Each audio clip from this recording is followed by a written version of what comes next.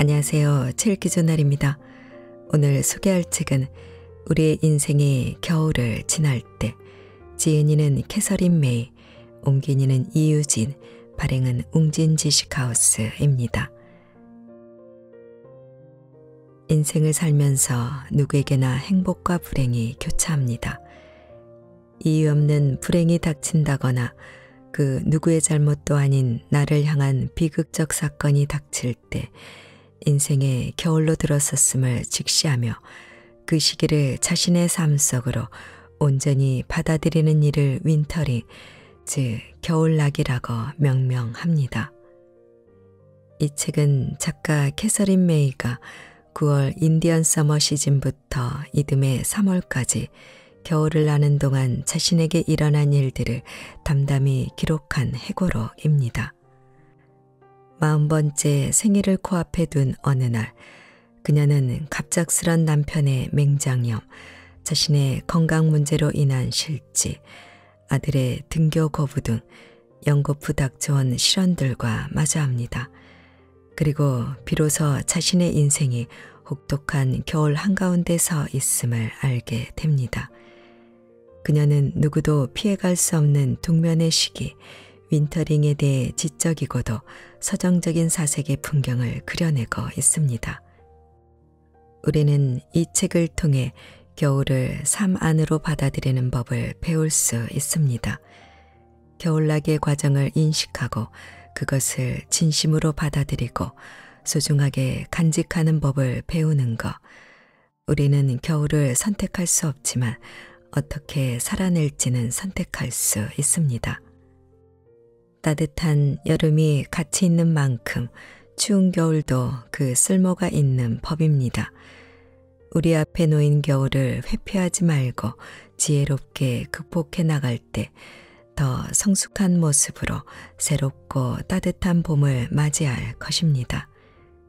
자, 그럼 지금부터 잠시 책 속으로 들어가 보겠습니다. 오늘도 책 읽기 좋은 날과 함께 좋은 시간 보내세요. 구독, 좋아요는 사랑입니다.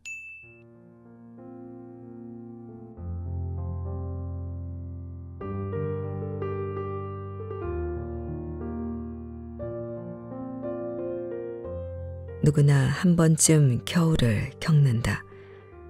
어떤 이들은 겨울을 겪고 또 겪기를 반복한다. 윈터링이란 추운 계절을 살아내는 것이다. 겨울은 세상으로부터 단절되어 거부당하거나 대열에서 벗어나거나 발전하는 데 실패하거나 아웃사이더가 된 듯한 감정을 느끼게 되는 인생의 휴양기이다. 이 시기는 질병으로 인해 찾아올 수도 있고 사별이나 아이의 출생과 같은 큰 사건으로 인해 찾아올 수도 있고 또는 치욕이나 실패로 인해 찾아올 수도 있다. 겨울나기를 하는 사람은 과도기에 있는 것일 수도 있고 일시적으로 현실 세계와 어딘가 다른 세계 사이에 떨어진 것일 수도 있다. 어떤 겨울은 우리에게 아주 천천히 살금살금 다가오는데 질질 끌려온 인간관계의 종결, 부모님이 나이 들매 따라 점진적으로 늘어난 돌봄의 부담, 가랑비에 옷 젖듯 서서히 줄어드는 확신 따위와 함께 온다. 어떤 겨울은 몸서리 쳐지도록 갑작스럽게 온다. 하루아침에 당신의 기술이 시대에 뒤떨어진 거 취급을 받는 걸 깨닫게 되거나 근무해온 회사가 파산하거나 당신의 파트너가 새로운 누군가와 사랑에 빠지게 된 경우처럼 어떤 식으로 찾아오든 윈터링은 보통 비자발적이고 외롭고 극도로 고통스럽다. 그러나 윈터링은 불가피한 것이기도 하다. 언제나 여름만 계속되는 인생도 있는데 우리만 그런 인생을 성취하지 못했다고 생각하기 쉽다. 우리는 영원히 태양 가까이 있는 적도의 보금자리와 끝없이 계속되는 불변의 전성기를 꿈꾼다. 그러나 삶이란 그렇지 않다. 우리는 찌는 듯이 더운 여름날, 지물하고 어두운 겨울날, 급격한 기온의 저하, 그리고 명암의 교차에 취약하다. 엄청난 자기 절제에다 행운까지 따른 덕분에 평생토록 건강과 행복을 유지할 수 있다고 해도 겨울을 피해갈 수는 없다.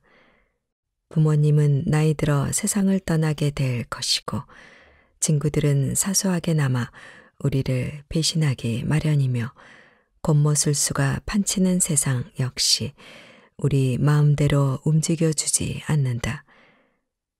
살아가다 보면 우리는 어디쯤에선가 넘어지게 되고 겨울은 그렇게 조용히 삶 속으로 들어온다. 나는 어린 나이에 겨울을 나는 법을 배웠다.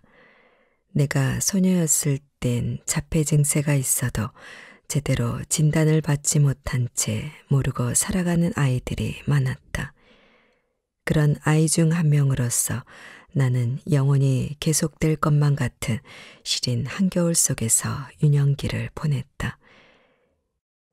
17살 때 극심한 우울증이 나를 덮쳤고 나는 몇 달간을 꼼짝하지 않고 지냈다. 결국엔 살아남지 못하리라 확신하면서 살아남고 싶은 마음도 없다고 굳게 믿었다. 그러나 어딘가에서 살고 싶다는 작은 의지의 씨앗을 찾아냈고 스스로 그 집요함에 놀랐다.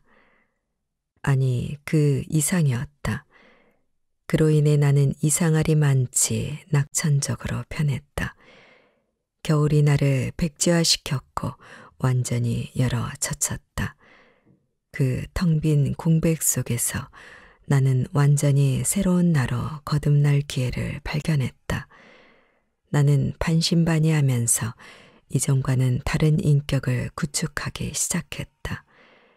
때로는 무례하기도 하고 늘 옳은 일만 하지는 않는 사람, 대담하고 어리석은 마음 때문에 끊임없이 상처받는 것 같지만 이젠 그 마음을 누군가와 나눌 수 있기에 여기 존재할 가치가 있는 사람으로.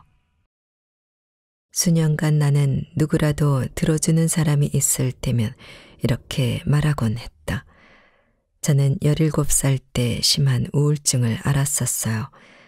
사람들은 대개 이런 말을 들으면 당황했지만 몇몇은 그들의 사연과 나의 이야기 사이에서 공통점을 발견하고 고마워하기도 했다.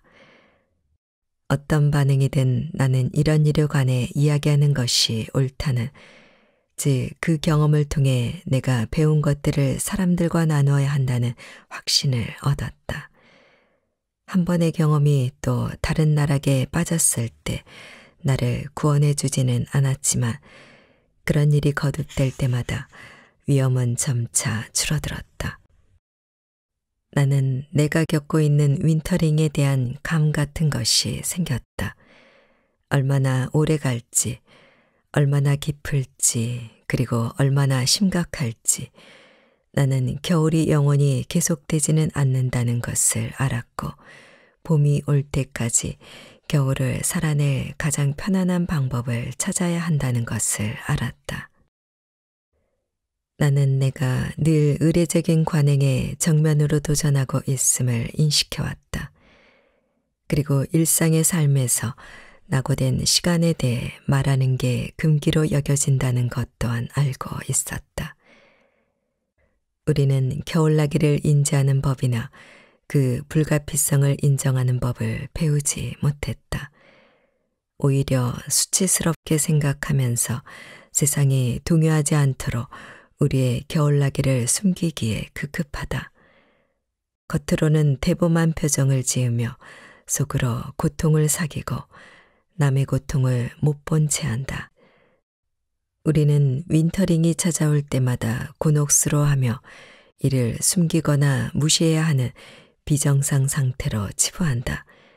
완전히 정상적인 과정을 비밀에 붙임으로써 겨울을 견뎌내는 사람들을 결국 발붙일 곳 없는 신세로 떠밀고 실패를 감춘답시고 일상으로부터 떨어져 나가도록 내몰아온 것이다. 하지만 이로 인해 우리는 값비싼 비용을 치르고 있다. 윈터링은 인간의 경험 중 가장 심오하고도 영감에 찬 순간을 경험하게 하고 겨울을 난 이들 안에 깃든 지혜를 가르쳐주니 말이다. 무자비할 정도로 분주히 돌아가는 오늘날의 세상에서 우리는 겨울의 도래를 영원히 뒤로 미뤄두려고 한다. 겨울을 온전히 느끼려고도 하지 않고 그것이 우리를 어떻게 헤집어 놓는지 알려고도 하지 않는다. 혹독한 겨울은 때로는 우리에게 이롭게 작용한다. 따라서 무턱대고 겨울을 무의미하고 신경이 마비되는 의지박약의 나날로 치부해서는 안 된다. 이 시기를 무시하거나 없애버리려는 시도도 멈춰야 한다. 겨울은 실제하며 우리에게 물음을 던지기 때문이다. 우리는 겨울을 삶 안으로 받아들이는 법을 배워야 한다. 겨울나기의 과정을 인식하고 그것을 진심으로 받아들이고 소중하게 간직하는 법을 배우는 것. 우리는 겨울은 선택할 수 없지만 어떻게 살아낼지는 선택할 수 있다. 겨울에 대한 우리의 지식은 타고난 것이나 다름없이 각인된 어린 시절의 한 장면에서 비롯된다. 우리는 눈을 배경으로 펼쳐지는 놀라운 소설이나 동화에서 겨울에 대해 배운다. 먹을 것이 없는 수개월의 시간과 추위를 견디기 위한 동물들의 세심한 대비책인 겨울잠과 대이동, 잎을 떨궈내는 나무들. 여기에 우연은 없다. 겨울에 일어나는 변화는 일종의 연금술이자 평범한 생명체들이 생존을 위해 만들어내는 마법이다.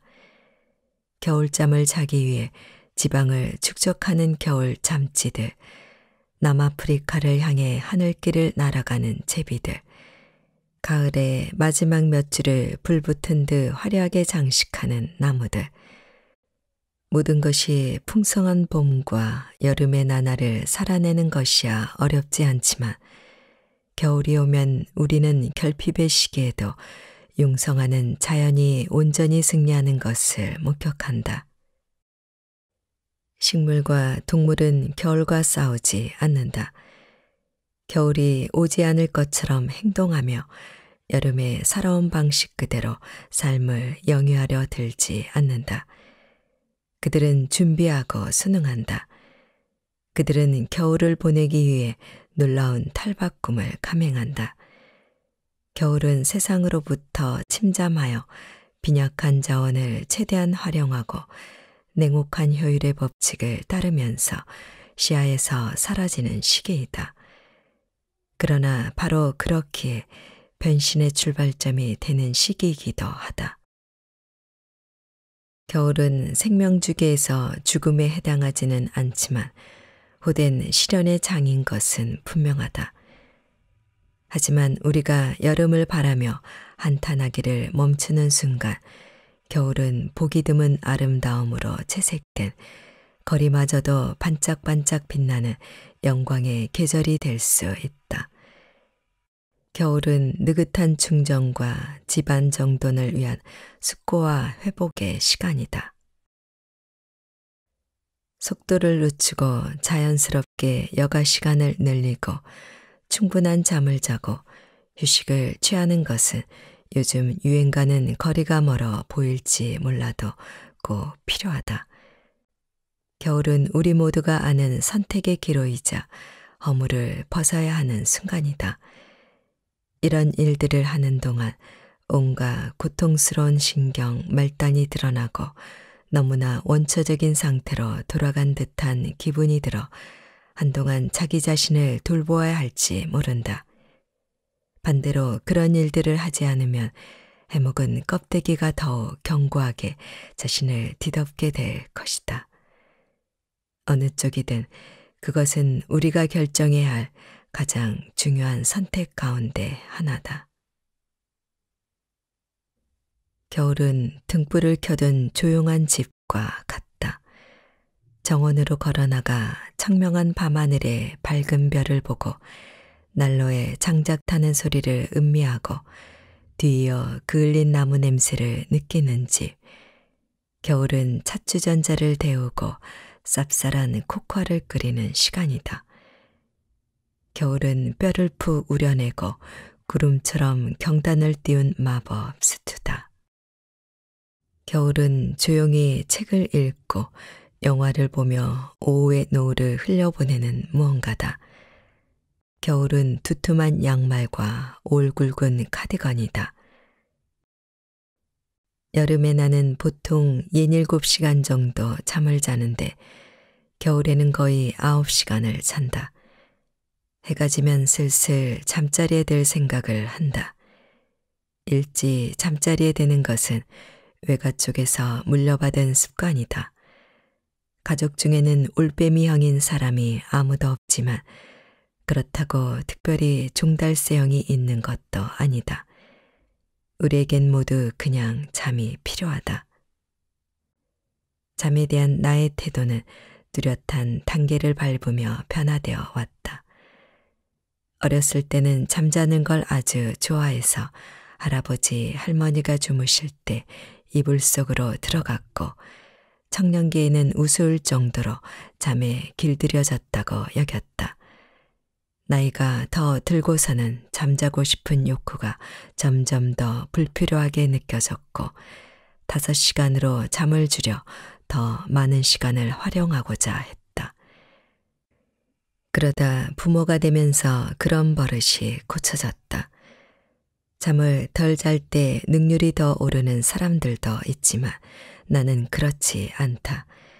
잠을 덜 자고 생긴 시간에 해낼 수 있는 것보다 9시간을 자고 나서 해낼 수 있는 것이 훨씬 많다는 것을 이제는 안다.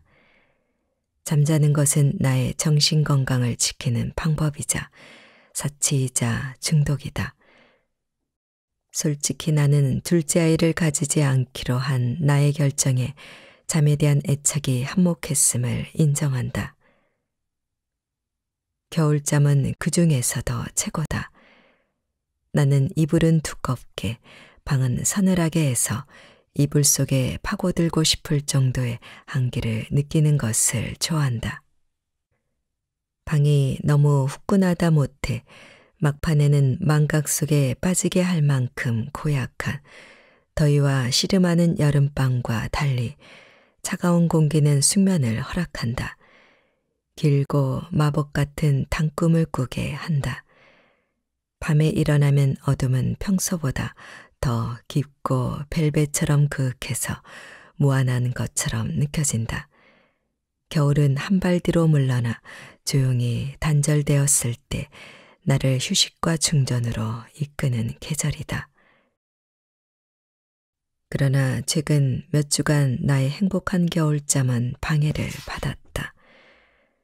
나는 한밤중에 맹렬하게 찾아오는 그 어두운 불면의 시간을 끔찍한 3시라고 이름 붙였다. 불면은 늘 새벽 3시에 찾아온다. 밤에 돌입한 지 한참 지났지만 잠을 포기하고 하루를 시작하기에는 너무 이른 시간. 그 완연한 밤에 나는 암흑과 파국 속에 누워있다.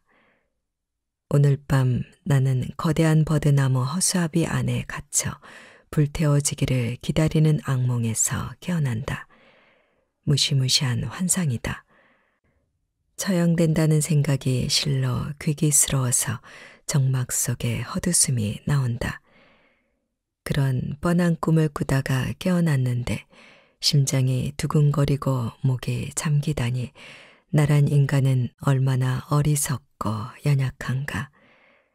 하지만 그 꿈 때문에 다시 잠이 오지 않는다. 이 상투적인 환상이 실로 생생한 육체 작용을 일으킨다. 나는 그 위협적인 상황에 신경이 곤두서 있다. 그래서 바짝 긴장한 채 베개를 누르며 돌아 눕는다. 나는 옆으로 몸을 돌리고 베개를 털썩 떨어뜨리고 침대맡에 놓아두었던 물병의 물을 벌컥벌컥 마신다. 나는 계속 모로 누워있다. 밤은 계속된다. 누군가 월급만 준다면 걱정하는 것을 직업으로 삼아도 될 듯 싶다. 나는 이 기나긴 밤에 무엇을 걱정하고 있나? 돈, 죽음, 실패, 태양이 침몰하면 비로소 일어날 조용한 종말에 진숙한 기사들. 나는 절벽 끝에 서 있는 내 집이 영원히 아래에 있는 바위로 떨어질까봐 걱정한다. 나는 완전한 소멸은커녕 그저 놓쳐버린 월급 봉투를 걱정한다. 나는 빚이 너무 많다. 가진 것이 아무것도 없다. 나는 이 지구상에서 40년을 살면서 내세울 만한 것도 없다. 먼지 쌓인 책더미가 있을 뿐. 그러나 나는 여기에 있다. 조금씩 조금씩 심연으로 다가가면서 안정적인 일자리를 떠나고 안정적인 삶의 토대를 내던지면서 낮에는 안정적인 직업을 버리게 하고 나의 가정까지 서서히 잠식한 스트레스의 무게를 가늠할 수 있다. 그러나 그런 문제를 차분하고 자유롭게 따져볼 수 있는 건 나 시간뿐이다. 밤이 되면 나는 감당하기 힘든 보수적 관념에 사로잡힌다. 마땅히 한 해 연봉쯤은 적립된 은행 계좌를 가지고 있어야 하지 않나. 적당한 생명보험도 있어야 하지 않나. 하지만 나는 뭔가의 돈을 다 써버렸다. 무슨 돈을 언제 썼는지도 잘 모르는 채로 나는 무작정 스스로를 경멸한다. 내 인생의 위태로움이 나를 매섭게 핥힌다. 나는 아무것도 아니다. 나는 그 무엇도 아니다. 나는 실패했다.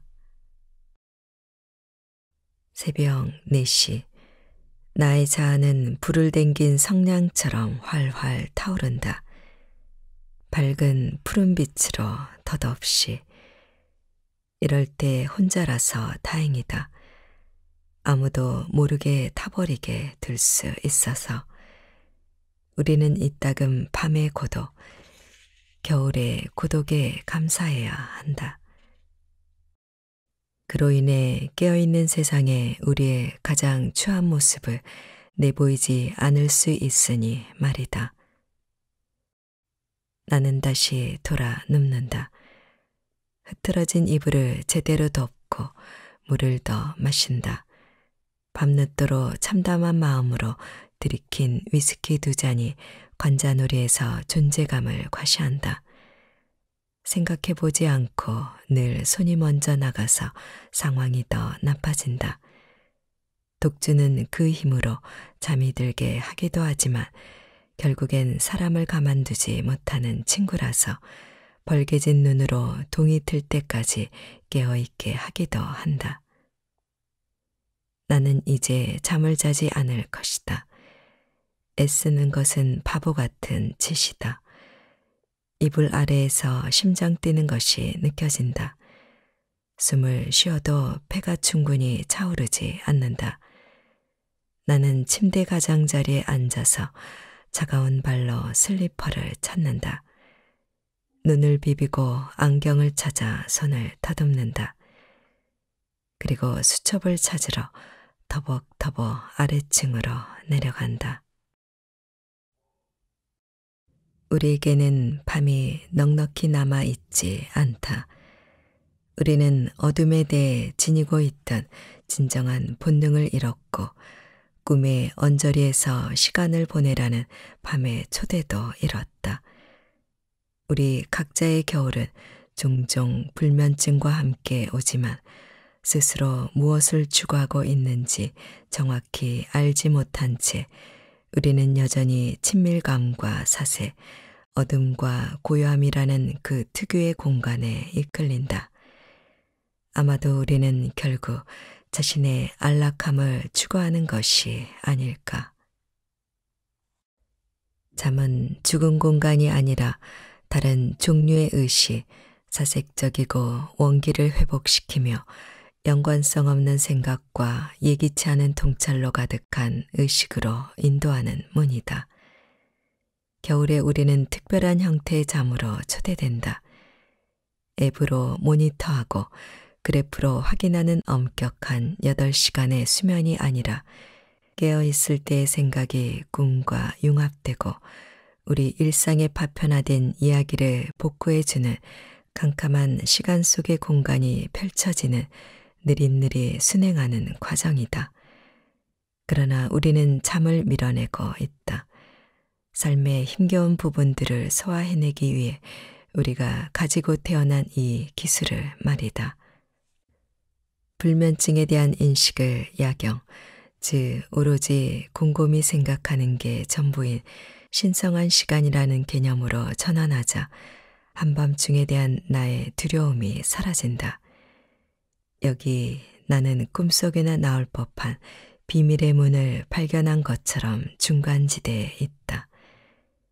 겨울 잠지도 어떻게 해야 하는지 알고 있다. 한동안 깨어 있다가 할 일을 하고 다시 잠에 빠져들기. 거듭 말하지만 우리는 겨울이 우리에게 쉬어갈 수 있는 경계 공간을 제공한다는 것을 감지한다.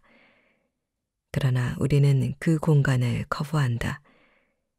추운 계절에 우리가 해야 할 일은 그 공간을 환영하는 법을 배우는 것이다. 행복이 하나의 기술이라면 슬픔 역시 그렇다. 아마도 학창시절을 거치면서 혹은 힘든 일들을 거치면서 우리는 슬픔을 무시해야 한다고 책가방 속의 슬픔을 쑤셔박아 놓고는 애초에 없었던 것처럼 행동해야 한다고 배운다. 하지만 어른이 된 우리는 때때로 그 또렷한 외침에 귀 기울이는 법을 익혀야 한다. 그것이 바로 윈터링이다. 슬픔을 적극적으로 수용하는 것.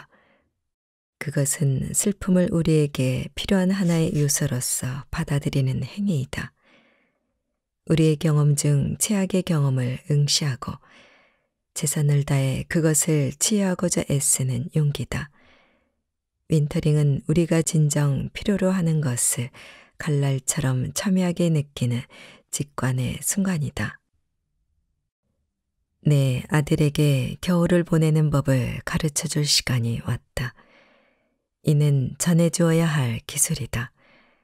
그래서 우리는 함께 시간을 보내고 좋아하는 일에 몰두했다. 해변에서 놀았고 도서관에 파묻혔다.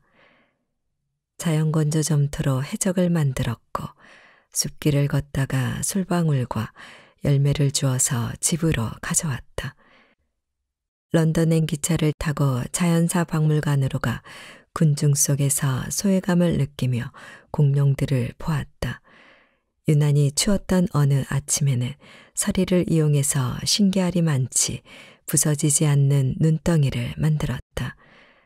함께 쿠키를 굽고 피자도우를 반죽했고 하고 싶었던 것보다 더 많이 마인크래프트를 했다. 우리는 함께 어두운 순간들을 보냈다. 마냥 재미있었다고만은 할 수 없지만 꼭 필요했던 일이었다. 우리는 함께 분노하고 비통해했다. 두려움을 극복해야 했다. 걱정하다 그냥 잠을 자버리기도 하고 잠을 자지 않고 우리의 시간표가 거꾸로 가게 내버려 두기도 했다. 우리는 세상으로부터 도피하기보다는 세상이 우리에게서 물러나 있도록 두었다. 친구들과 가족들에게 고통스럽다고 외쳤고 너무나 많은 이들이 때로는 실용적인 지원으로 때로는 그저 자신들의 이야기를 들려주는 것으로 우리를 도우려고 발벗고 나서는 것에 놀랐다. 그 모든 것은 도움이 되었다. 우리는 산산이 부서진 기분이었지만 동시에 그 어느 때보다도 많은 사랑을 받았다. 우리의 겨울에 변화가 일어났다. 우리는 책을 읽고 여러 가지 활동을 하고 문제를 해결하고 새로운 해결책을 모색했다. 우리는 일상적인 삶을 밀고 나가기보다는 새로운 삶을 만드는 데 집중했다. 모든 것이 부서지고 나면 무엇이든 붙잡을 수 있었다. 그것이 저항할 수 없는 겨울의 선물이다. 겨울은 좋든 싫든 변화를 가져온다. 우리는 새로운 외투로 갈아입어야 겨울에서 빠져나올 수 있다. 최고의 지혜는 우리보다 앞서서 이 특별한 겨울을 겪어낸 사람들에게서 나온다. 여기에 또 하나의 윈터링의 진실이 놓여 있다. 겨울에는 지혜를 얻게 되며 겨울이 끝나고 나면 누군가에게 그 지혜를 전해줄 책임이 있다는 것. 마찬가지로 우리보다 먼저 윈터링을 겪은 사람들에게 귀 기울이는 것도 우리의 책임이다. 아무도 손해보지 않는 선물 교환과도 같다. 어쩌면 세대에 걸쳐 이어져온 평생을 지녀온 타성을 깨는 일이 필요하다.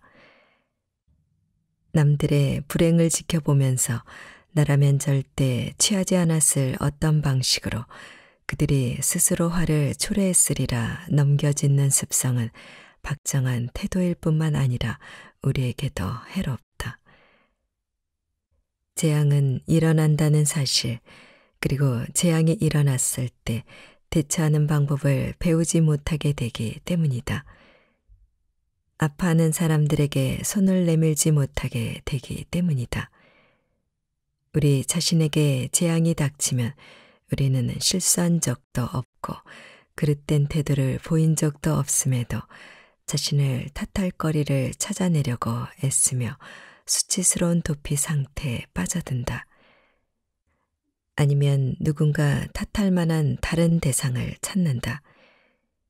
겨울을 바라보고 그것이 주는 메시지에 진정기를 기울이면 우리는 원인에 비례하지 않는 결과가 나타나는 경우가 적지 않고 작은 실수가 커다란 재앙을 불러오기도 하며 삶은 종종 불공평하지만 우리가 수긍하든 말든 계속된다는 것을 배우게 된다.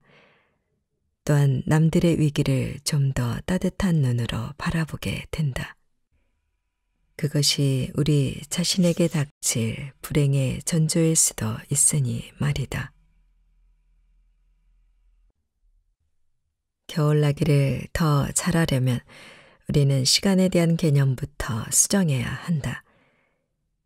우리는 삶이 직선적이라고 생각하는 경향이 있지만 사실 시간은 순환적이다.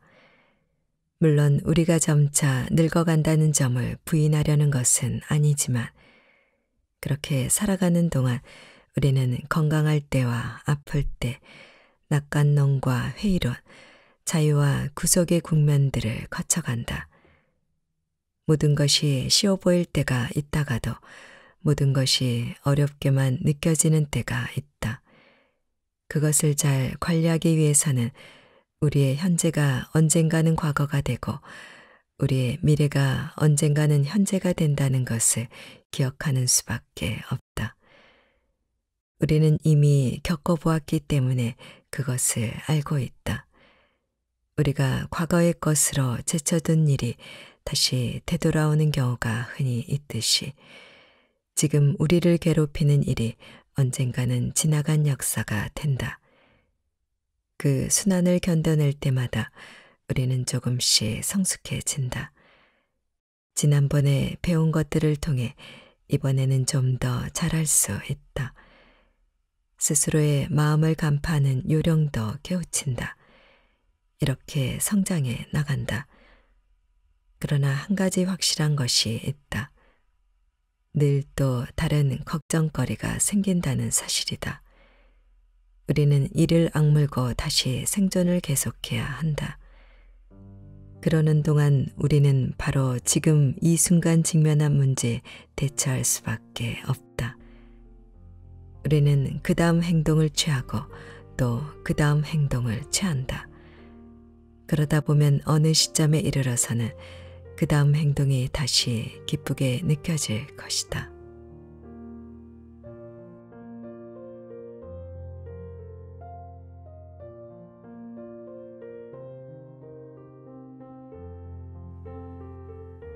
책 읽기 좋은 날 오늘은 우리의 인생이 겨울을 지날 때를 보내드렸습니다. 감사합니다.